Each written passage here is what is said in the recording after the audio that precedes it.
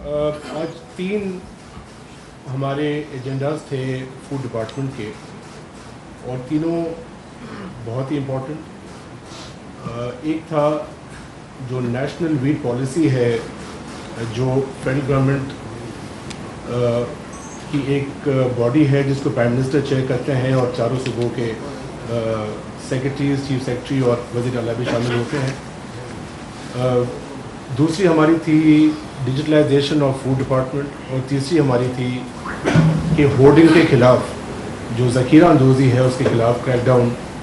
جو ہمارے existing laws اور اسٹرکچر ہے قانون کا صرف اس کی اپروولز اور اس کو انفورس کرنے کے لیے. جو نیشنل انٹرم ویٹ پالیسی ہے اس سے ہم ڈیفر کرتے ہیں.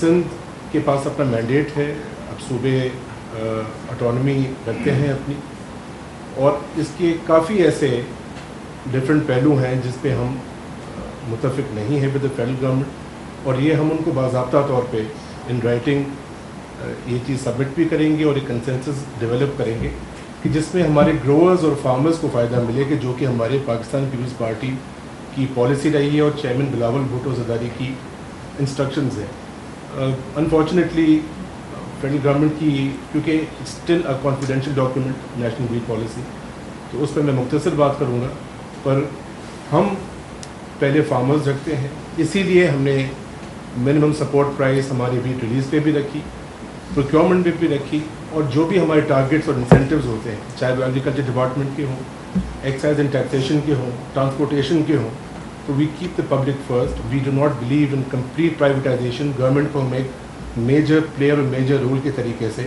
ہم دیکھنا چاہتے ہیں. اس کے کچھ جو سیلین فیچرز ہیں وہ آئی ووڈ اسپیک آن. اس میں ہے کہ پبلک پرائیویٹ پارٹنرشپ کے تھرو سائلوز لگائے جائیں اور مختلف چیزیں ہیں جو ہم ٹائم ٹو ٹائم آپ کو اس کے بارے میں آگاہی دیں گے. بٹ صوبے اسپیشلی ہمارا گورنمنٹ آف سندھ اپنے اسٹریٹجک ریزروز رکھنے میں اپنی ایک پوری سیکیورٹی رکھتا ہے اور اس کو رکھتا رہے.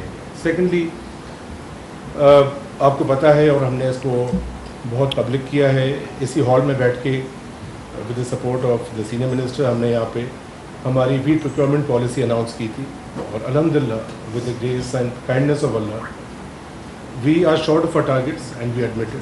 پر یہ ہم کہہ سکتے ہیں اور بالکل فخر سے کہہ سکتے ہیں کہ جتنی بھی پروکیورمنٹ ہماری ہوئی ہے الحمدللہ وہ ٹرانسپیرنسی سے ہوئی ہے, ہاری کارڈ کے بینیفیشریز کو ہوئی ہے, سندھ بینک کے تھرو ساری پیمنٹس کی ڈسبرسمنٹ ہوئی ہے, باردانہ کی پروکیورمنٹ کو ہم نے ایلیمینیٹ کیا, پرائس کو ایڈجسٹ کیا اسی سپورٹ پرائس میں, اور انشاءاللہ تعالی سندھ اسٹریٹجک ریزرو اپنی مینٹین بھی رکھے گا اور آٹے کی پرائسز جو انفلیٹ ہو رہی ہیں اس کو کنٹرول بھی کرے گا. ہمارے الحمدللہ اس دفعہ we had a bumper crop اور 4.9 ملین ہماری ییلڈ کا کراپ ہے جو ہوا تھا.